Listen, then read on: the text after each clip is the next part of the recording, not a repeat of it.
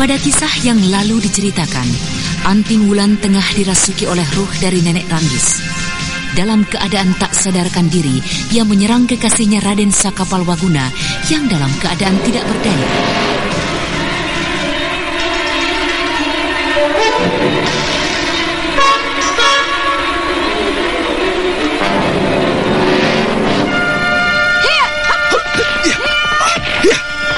Laki-laki busuk, mampus kau! Wulan! Wulan pasti akan sadar dengan sendirinya jika aku berhasil keluar dari daerah kutukan Nenek Ranggis.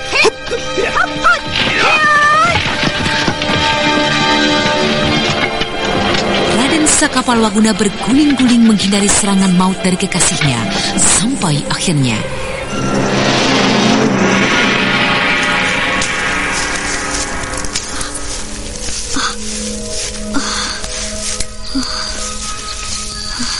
Wulan, Kakang, apa yang telah terjadi? Di mana ular setan itu? dia telah menghilang. Dan aku pasti telah dirasuki lagi oleh nenek pengecut itu. Berbahaya sekali, Wulan. Berbahaya. Hampir saja Aku membunuhmu, Kakang. Iya.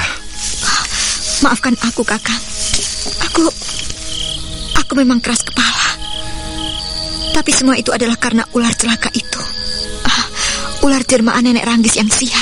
Wulan, jaga kata-katamu. Nenek Ranggis semakin membenci dirimu. Biarlah, Kakang. Biarlah.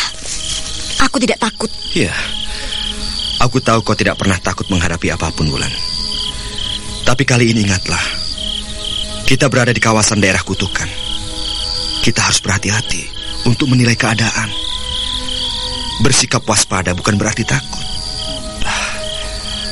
Maukah kau mendengar kata-kataku, Wulan? Sekali ini saja. Maukah kau? Baiklah, Kakang. Maafkan. Mungkin kekerasan kepalaku telah membuat kau susah. Maafkan aku. Tapi kini aku tidak tahu harus berbuat apa. Dadaku ini terasa panas sekali, Kakang, setelah mendengar cerita tentang nenek yang kejam itu. Iya, aku pun juga begitu, Wulan. Tapi kita harus waspada. Nenek Ranggis tidak bisa kita hadapi dengan ceroboh. Kita akan mencari jalan. Kita bicarakan hal ini kelak dengan Prabu Sanjaya. Bukankah ini adalah masih kawasan kerajaan Mandini? Ia pasti bersedia untuk mengatasi masalah ini. Sayang sekali. Sayang sekali kakekmu Eyang Kaliman tidak mau membantu kita. Ya, agaknya ia dapat melakukannya. Sayang sekali. Iya, Kakang. Aku cukup mengenal kakekku itu. Dia sudah tidak ingin melibatkan dirinya terlalu jauh dengan urusan dunia. Jika saja ia bersedia, sejak dulu tidak akan ada kebrutalan dari Jerangkong hidup. Ia tidak pernah membunuh satu nyawa pun. Karena itu, Jerangkong hidup dan juga Mamang Kuraya, di samping takut padanya, juga menghormatinya. Sudahlah. Wulan, sebaiknya kita istirahat. Hari sudah malam. Besok pagi-pagi kita masih akan dapat memikirkan masalah ini. Ayolah, Wulan, tidurlah. Tempat ini aman untuk kita. Kita berada di luar daerah kutukan Nenek Ranggis. Bukankah kakekmu juga mengatakan demikian? Ayo, apalagi yang kau pikirkan? Baik. Baiklah, Kakang. Aku juga sudah lelah.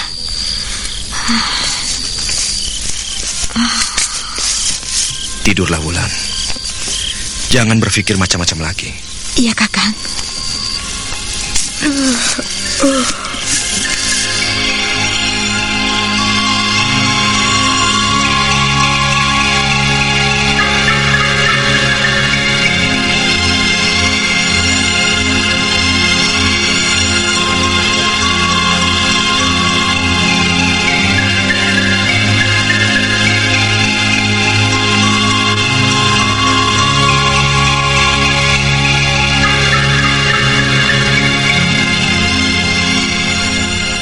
Setelah beberapa saat memejamkan matanya, Anting Wulan pun terlelap dalam tidurnya. Sedangkan Raden Sakapalwaguna kemudian bangkit dan duduk bersila, bersemedi sambil berjaga-jaga, memusatkan seluruh perhatiannya. Ternyata pemuda perkasa itu tidak sampai hati membiarkan kekasihnya kembali mendapatkan celaka dalam tidurnya.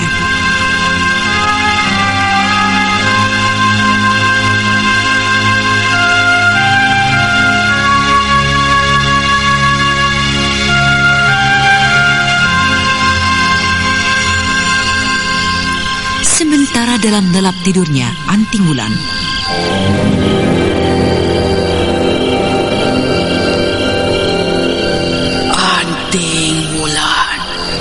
bangunlah. Aku datang dan ingin berbicara denganmu. Bangunlah, Anting Wulan.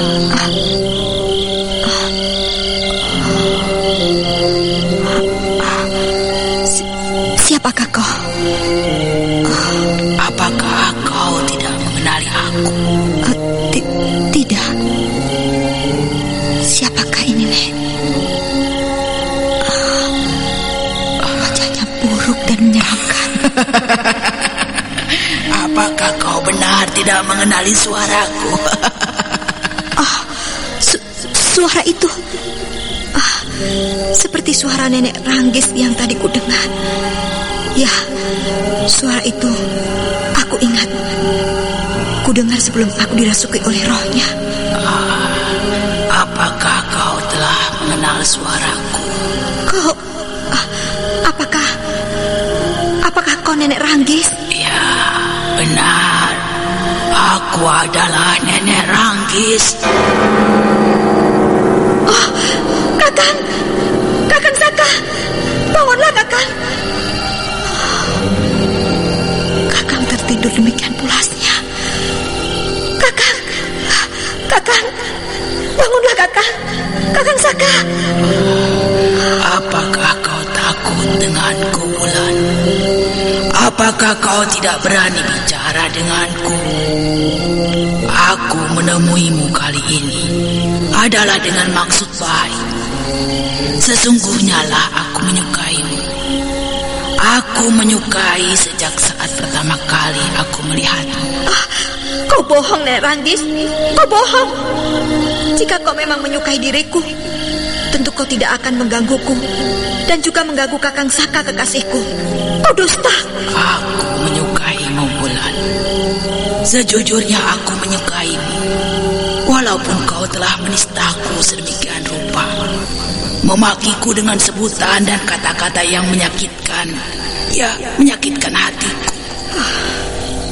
Aku menyukaimu. Karena itu aku akan memberikan sesuatu untukmu sebagai tanda persahabatanku, persahabatan kita. Ini pedangku ini sebagai tanda persahabatan. Berikan kedua matamu untuk kucucuk. Aku rela memberikannya. Aku menyukaimu, Wulan. Nah, cucuklah aku. Tetapi ku minta dengan sangat, pertemuan kita ini tidak perlu kau ceritakan kepada kekasihmu itu. Nah, cucuklah kedua mataku ini, Wulan. Aku tidak akan melawan. Ayolah, jangan ragu dan takut. Baik, kau kira aku akan menjadi ragu dengan sikapmu yang merengek dan minta dikasihani? Tapi satu hal, Wulan. 40 hari setelah berlalunya malam ini, ku minta kau datang kembali ke tempat ini seorang diri untuk mengambil sesuatu dariku. Ya, aku ingin menutup lembaran dendamku dengan yang tidak berkeputusan. Maukah kau berjanji untuk itu, Wulan? Apa itu? Apa yang ingin kau berikan padaku? Sebuah bahan untuk membuat pusaka. Sebuah wesi aji. Maukah kau datang dan mengambilnya dan menjadikannya sebuah pusaka yang selalu menemanimu? Apakah sudah semua pesan-pesanmu itu? Apa tidak ada lagi yang ingin kau katakan? Ya, mendekatlah dan tusuklah pedangmu itu ke mataku. Anting Wulan kemudian melangkahkan kakinya mendekati Nenek Ranggis yang berdiri pasrah sambil memejamkan matanya. Akan tetapi sebelum ia sempat mengayunkan pedangnya,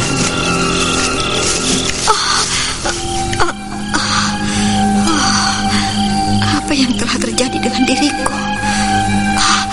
Apa yang terjadi? Kepalaku terasa pusing sekali dan pandanganku menjadi demikian gelapnya.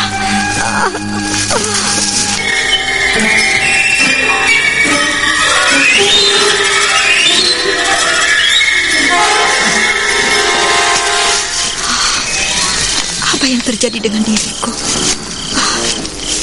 Rupanya aku telah bermimpi.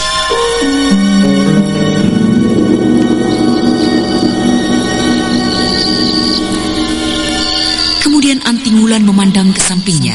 Dilihatnya kakangnya tengah terpulas dalam semedinya. Suasana malam di lereng Gunung Wukir terasa mencekam.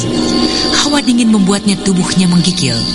Dan di kejauhan, di atas puncak Gunung Wukir, Anting Wulan melihat asap putih membumbung keluar dari kepundannya yang selalu mengeluarkan api dan asap.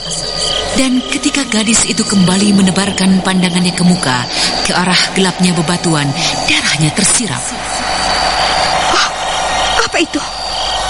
Cahaya. Sepasang cahaya kemilau di depanku.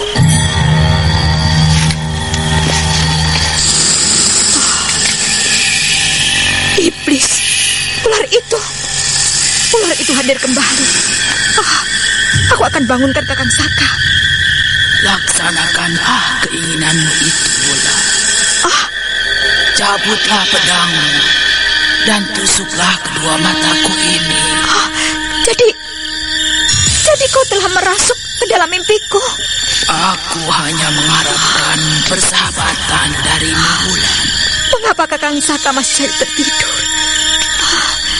Apakah ia telah terkena pengaruh dari sirap iblis wanita itu? Ayolah, Wulan. Kau kira aku takut? Ayo, Wulan, tusuklah mataku. Dan setelah itu, aku mohon kau mau datang ke tempat ini setelah 40 hari berlalu. Kau bunuh kau iblis jahat.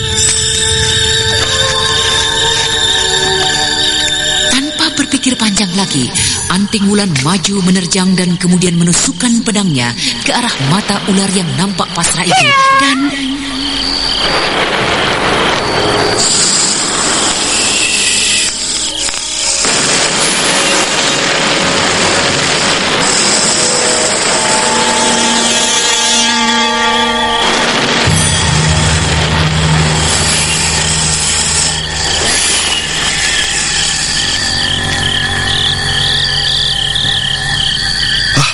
Wulan, apa yang telah terjadi?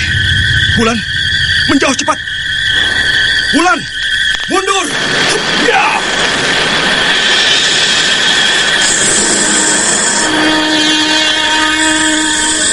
Raden Sakapalwaguna kemudian menyambar tubuh Anting Wulan dan membawanya menyingkir jauh dari amukan ular raksasa itu.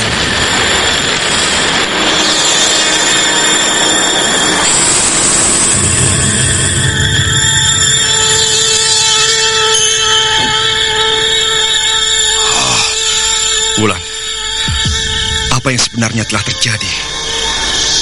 Ada apa dengan ular jelmaan Nenek Ranggis? Aku terbangun dan kemudian aku melihat ular itu. Aku mendekati dan menusuknya, menusuk kedua matanya. Begitu mudahnya kah? Aku juga tidak mengerti, Kakang. Ular itu kelihatan lemah sekali perlawanannya. Aku tidak boleh menceritakan tentang pertemuanku dengan Nenek Ranggis. Kasihan sekali nenek itu. Sikapnya padaku demikian baik dan bersahabat. Apakah Wulan, lihatlah. Ular itu telah pergi menjauh. Iya, Kakang. Wulan, ada apa? Kulihat kau sedang memikirkan sesuatu yang serius agaknya. Iya. Tidak, Kakang. Aku memikirkan sikap ular itu, Kakang. Iya, sikap ular itu. Sikap ular itu? Iya. Ada apa dengan sikap ular itu? Aku tidak boleh banyak bercerita tentang ular itu lagi. Aku khawatir aku akan salah bicara dan bercerita tentang pertemuanku itu. Ada apa, Wulan? Kau menyembunyikan sesuatu? Tidak, Kakang. Aku berdosa telah menyembunyikan kisah pertemuanku dengan Nenek Ranggis. Wulan, ada apakah? Apa sebenarnya yang mengganggu pikiranmu? Ayo, ceritakanlah. Tidak, Kakang. Tak ada yang perlu aku ceritakan. Sudahlah, Kakang. Hari masih tengah malam. Sebaiknya kita lanjutkan tidur kita. Mari, Kakang. Semoga saja tidak terjadi sesuatu yang serius yang dapat mengganggunya.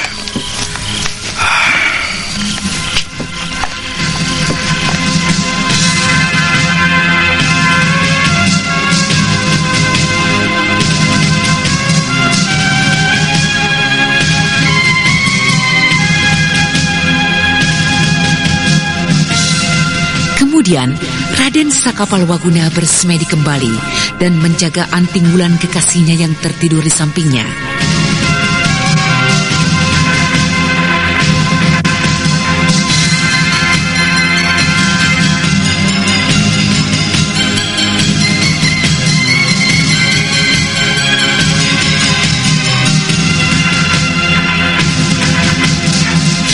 Nah, para pendengar sekalian, apakah yang akan terjadi selanjutnya dengan kedua remaja itu di lereng Wukir?